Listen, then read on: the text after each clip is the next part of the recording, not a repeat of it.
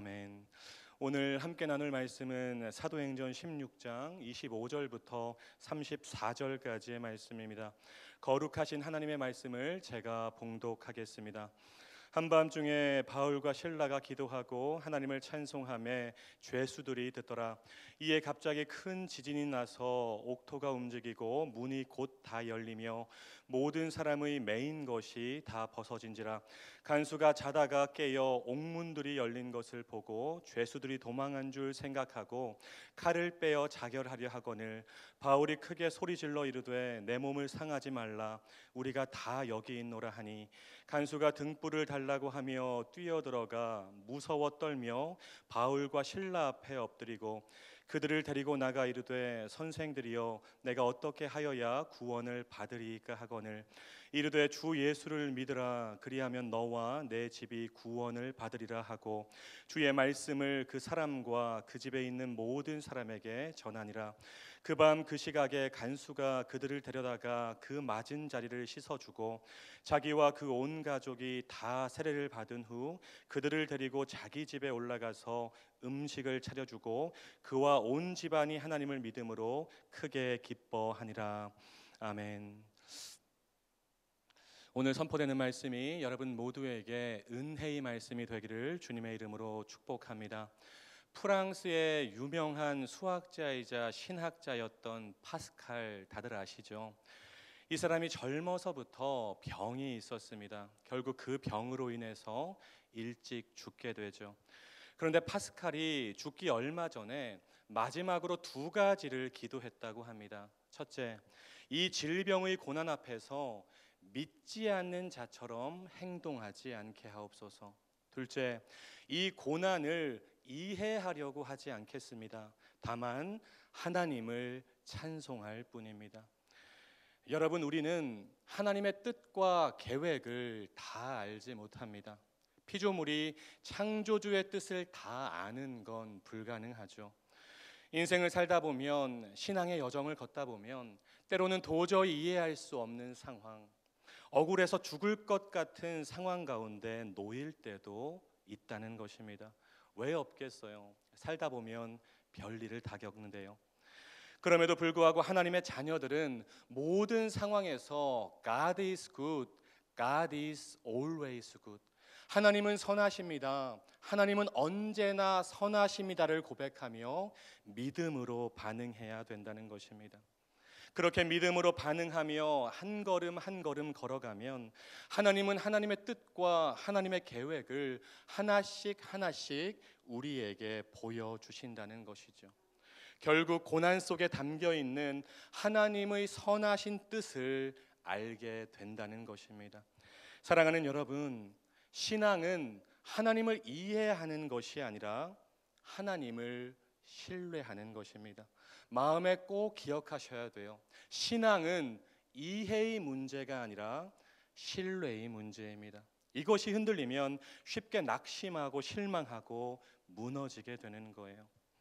오늘 본문에도 도저히 이해하기 힘든 상황, 억울한 상황에 놓인 한 사람이 등장합니다. 바로 우리가 잘 아는 사도 바울이죠. 여러분, 바울은 원래 유럽으로 갈 생각이 없었어요. 바울이 가고 싶었던 곳은 아시아였습니다. 그런데 성령께서 바울의 전도 노선을 강권적으로 틀어버리시죠. 그리고 바울은 성령의 인도하심에 전적으로 순종합니다. 그렇게 자신의 계획을 꺾고 도착하게 된 빌립보에서 바울은 귀신 들려 점치는 여종을 보게 되었고 예수 그리스도의 이름으로 귀신을 쫓아내 버립니다. 잘한 일이죠.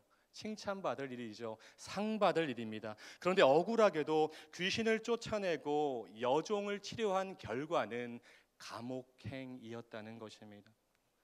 좋은 돈벌이를 잃어버린 여종의 주인들이 바울을 고발했고 관원들은 바울의 옷을 찢어 벗기고 매질을 하고 깊은 옥에 가둬버린 것입니다.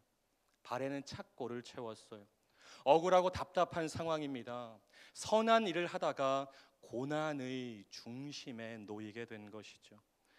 그런데 오늘 본문에서 우리가 주목해야 할 것은 억울하게 감옥에 갇힌 바울의 입에서 왜라는 말이 나오지 않았다는 것입니다. 이것을 우리가 주목해야 돼요. 하나님 뜻대로 빌립보에 복음을 전하러 왔는데, 예수 이름으로 귀신을 쫓아냈는데 왜 제가 감옥에 갇히게 된 건가요? 도저히 하나님 이해가 안 됩니다. 도대체 제가 왜 이런 고난을 당해야 되는 건가요? 바울은 그렇게 따지지 않았어요. 하나님을 이해하려고 하지 않았어요. 그 대신 바울은 하나님께 기도했습니다. 하나님을 찬송했습니다. 묻지도 따지지도 않고 그냥 기도하고 찬송했어요. 25절 말씀이죠. 한밤중에 바울과 실라가 기도하고 하나님을 찬송하며 죄수들이 듣더라. 기도하고 찬송하며, 여러분, 이것이 믿음입니다. 어떤 상황에서도 하나님의 섭리하심을 믿고 기도하고 찬송하는 자리에서 이탈하지 않는 것이죠. 그렇게 믿음의 반응을 보인 바울과 실라에게 하나님은 하나님의 진짜 계획을 보여주시는 것입니다. 사랑하는 여러분, 하나님의 계획은 바울을 그냥 감옥에 들어가게 했다가 나오게 하는 것이 아니었어요. 단순히 감옥에서 벗어나게 하는 것이 하나님의 뜻이 아니었다는 것입니다. 바울도 어느 정도 이것을 이해했던 것 같아요. 그러니까 26절에 지진이 나서 옥토가 움직이고 옥문이 열리고 착고가 풀렸는데 그대로 감옥 안에 남아 있었던 것입니다. 여러분, 한번 생각해 보세요. 갑자기 땅이 흔들리니까 감옥을 지키던 간수가 잠을 깼습니다. 그리고 나가보니까 옥문이 다 열려 있는 것이죠. 간수는 단체 탈옥 사건이 일어났다고 생각하고 칼을 꺼내 자결을 시도합니다. 그때 큰 소리가 들려와요. 내 몸을 상하지 말라, 우리가 다 여기 그대로 있노라. 놀랍게도 죄수들은 한 명도 도망가지 않고 그대로 앉아 있었고 모든 죄수들의 매인 것들이 다 풀어져 있었어요. 그것을 본 간수는 그 자리에서 바울 앞에 엎드립니다. 그리고 인생에서 가장 중요한 질문을 던지죠. 30절, 내가 어떻게 하여야 구원을 받으리까? 여러분, 그렇습니다. 바울을 감옥으로 보내신 하나님의 진짜 계획은 감옥 중에서도 가장 악질들이 모인 깊은 감옥 안에서 놀라운 하나님의 구원 사건을 일으키기 위함이었어요. 그 낮고 절망스러운 자리에서 예수가 선포되기를 하나님은 원하셨던 것입니다. 바울이 간수의 질문에 즉각적으로 대답하죠. 유명한 구절입니다. 31절 말씀, 주 예수를 믿으라, 그리하면 너와 내 집이 구원을 받으리라. 아멘. 간수가 그 자리에서 예수님을 영접했어요. 그리고 그날 밤 바울과 실라를 집에 데려와서 자기와 그 온 가족이 함께 세례를 받고 온 집안이 하나님을 믿음으로 크게 기뻐했다고 성경은 기록하고 있습니다. 사랑하는 여러분, 만약에 바울과 실라가 감옥에서 원망하고 불평만 했다면, 감옥문이 열렸을 때 기다렸다는 듯이 감옥을 급하게 빠져나왔다면 이런 하나님의 계획과 뜻을 이루는 도구로 사용될 수 없었겠죠. 하나님의 계획이 있었고 비록 당장은 이해가 안 되지만 큰 틀에서 하나님의 섭리하심을 믿는, 신뢰하는 한 사람이 있었기에 오늘 감격스러운 감옥 구원 사건이 일어나게 된 줄로 믿습니다. 하나님의 뜻을 이루는 키포인트는 하나님의 선하심에 대한 신뢰, 모든 것이 하나님의 섭리하심 안에 있다는 믿음이라는 것입니다. 여러분에게 그 믿음이 있다면 기도하고 찬송하는 자리를 이탈하지 않을 수 있어요. 여러분에게 그 믿음이 있다면 단순히 고난만 벗어나게 해달라고 기도하는 것이 아니라 고난 속에서 하나님의 뜻을 이룰 수 있게 해달라고 기도할 수 있다는 것입니다. 고난의 중심에서 왜라는 말만 남발하면서 원망하고 불평의 소리를 외치는 것이 아니라 고난의 중심에서 하나님을 외치는 사람, 고난의 중심에서 하나님께 기도하고 하나님을 찬송하는 사람, 그 사람을 통해서 하나님은 놀라운 하나님의 뜻과 계획을 나의 삶에, 우리 가정에, 우리 교회와 이 땅 가운데 이루어 가신다는 것을 여러분 모두가 믿으시기를 주님의 이름으로 축복합니다. 다니엘서 3장을 보면 다니엘의 세 친구 사드락과 메삭과 아벳느고가 모함을 받고 풀무불에 던져집니다. 극렬히 타는 풀무불에서 세 친구가 무엇을 했을까요? 하나님께 기도하고 하나님께 찬송했을 것입니다. 그 기도와 찬송이 방어막이 되어서 세 친구는 머리털 하나 타지 않고 풀무불에서 나오게 된 줄로 믿습니다. 다니엘서 6장에서는 다니엘이 사자굴에 던져지게 되죠. 사자굴에서 다니엘이 무엇을 했을까요? 다니엘은 사자들을 보고 두려웠던 것이 아니라 하나님을 바라보고 하나님께 기도하고 하나님을 찬송했을 것입니다. 그 결과 천사들이 사자들의 입을 봉했고 다니엘은 털끝 하나 상하지 않고 죽음의 장소에서 나오게 된 줄로 믿습니다. 그런데 여러분, 이것이 하나님 계획의 전부는 아니었어요. 이 사건으로 다리오 왕이 온 땅에 있는 모든 백성에게 조서를 내립니다. 다니엘서 6장 26절 27절 말씀.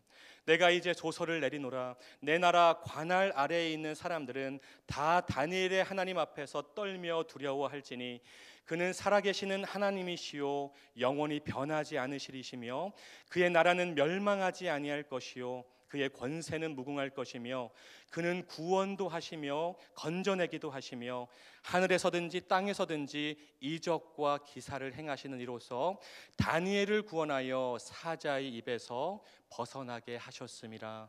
아멘. 여러분, 이것이 사자굴 사건을 통한 하나님의 진짜 계획이었다는 것입니다. 다니엘이 고난의 중심에서 하나님을 외쳤더니 이방 나라의 중심에서 하나님의 이름이 높임을 받고 하나님의 이름이 널리 전파된 줄로 믿습니다. 사랑하는 말씀 삶 공동체 성도 여러분, 기도 열심히 하셔야 돼요. 다른 줄은 놓쳐도 기도 줄은 절대로 놓치면 안 돼요. 제한 없이 기도하세요. 고난 중에 있다면 결사적으로 기도하세요. 절망하지 말고 기도하세요. 기도하고 행동하고 행동하고 기도하세요. 날마다 바벨탑을 쌓지 말고 기도탑을 쌓으세요. 부르짖어 기도하세요. 일을 시작할 때 기도하고 마칠 때 기도하세요. 100%의 믿음으로 기도하세요. 그리고 또 한 가지, 찬송을 많이 부르셔야 돼요. 찬송할 때 권능이 임하고 영적인 힘이 생기는 것입니다. 억울하면 찬송하세요. 이해가 안 되면 찬송하세요. 악한 영이 공격한다고 느껴지면 즉각적으로 찬송하세요. 두려움이 생길 때 찬송하세요. 찬송으로 하루를 시작하고 찬송으로 하루를 마무리하세요. 사업장에 찬송가를 틀어놓으세요. 운전할 때도 찬송하세요. 믿음이 흔들릴 때 찬송하세요. 그러면 여러분의 삶에서 변호하시는 하나님, 승리를 주시는 하나님, 피난처 되시는 하나님, 여러분의 이름을 기억하시는 하나님, 은혜를 베푸시는 하나님, 반전과 역전을 주시는 하나님, 영적인 방어막이 되어주시는 하나님을 여러분 모두가 경험하게 될 줄로 믿습니다. 여러분이 날마다 하나님께 기도하고 날마다 하나님을 찬송하면 하나님께서, 성령님께서 영적인 방어막이 되어주신다는 거예요. 이것을 여러분 모두가 분명히 믿으셔야 돼요. 오늘 새벽을 깨우신 여러분 모두가 고난의 중심에서 원망하고 불평하고 포기하는 것이 아니라 고난의 중심에서 하나님을 외치심으로 바울과 실라가 경험한 하나님, 다니엘과 세 친구가 만난 그 하나님을 여러분도 만나고 경험하게 되시기를 주님의 이름으로 축복합니다. 오늘 설교의 제목이죠. 고난의 중심에서 하나님을 외치다. 한번 따라해 볼까요? 고난의 중심에서 하나님을 외치다. 좀 더 큰 목소리로요. 고난의 중심에서 하나님을 외치다. 이 제목을 여러분 삶으로 살아내심으로 하나님의 계획과 뜻을 이루어가는, 그래서 하나님의 도구로 사용되는 말씀 삶 공동체 모두가 되시기를 주님의 이름으로 축원합니다. 기도하겠습니다. 사랑과 은혜가 풍성하신 하나님, 오늘도 영의 양식으로 저희를 먹이시고 채워주시니 감사합니다. 오늘 선포된 말씀 마음에 잘 새겨서 삶으로 실천하는 말씀 삶 공동체가 되게 하옵소서. 주님, 우리 삶이 좋은 일만 있으면 좋겠는데 그렇지가 않습니다. 여러 가지 크고 작은 고난과 문제 앞에서 원망하고 불평하다가 실족하는 인생이 아니라 고난의 중심에서, 문제의 중심에서 하나님을 외치고 하나님께 기도하고 찬송하는 말씀 삶 공동체 모두가 되게 하옵소서. 그래서 하나님의 뜻과 계획을 이 땅 가운데 이루어가는 하나님의 자녀들이 되게 하옵소서. 예수님의 이름으로 간절히 기도하옵나이다. 아멘. 계속해서 다음과 같은 기도 제목으로 함께 기도하겠습니다. 지금 들은 말씀이 내 삶으로 이어지게 하옵소서. 말씀 묵상이 길입니다의 표어처럼 말씀 묵상에 힘쓰는 2023년이 되게 하옵소서. 동네 세메조 성경 소그룹 말씀 묵상을 통해 하나님의 은혜를 충만하게 경험하게 하옵소서. 동네 세메조 소그룹 리더 훈련과 직분자 훈련을 통해 하나님을 경외하는 일꾼들이 많이 세워지게 하옵소서. 육신의 질병과 마음의 질병으로 고통받는 지체들을 주님 권능의 손으로 안수하사 치료하옵소서. 지진으로 고통받는 튀르키예 국민들에게 은혜와 자비를 베푸시사 속히 회복되게 하옵소서. 오늘 저녁에 있을 제2수요일 예배에 함께 하시고 주님의 사랑을 고백하고 기억하는 사순절이 되게 하옵소서. 공동 기도문의 기도 제목과 여러분 각자의 기도 제목으로 간절히 기도하신 후에 삶의 자리로 나아가겠습니다. 함께 기도하겠습니다. 사랑과 은혜가 풍성하신 하나님, 오늘도 새벽을 깨우게 하시니 너무나 감사합니다. 하나님의 영의 양식으로 저희를 먹여주시니 참으로 감사합니다. 하나님, 오늘 선포된 말씀 한 귀로 듣고 한 귀로 흘려버리는 말씀이 아니라 우리의 마음에 잘 새겨서 삶으로 실천하는 레마의 말씀이 될 수 있도록 주님 인도하여 주시옵소서. 하나님의 말씀은 운동력 있는 말씀이라고 했고 하나님의 말씀은 활력 있는 말씀이라고 하셨으니 그 운동력 있는 말씀이 우리의 삶을 변화시키는 능력의 말씀이 되게 하여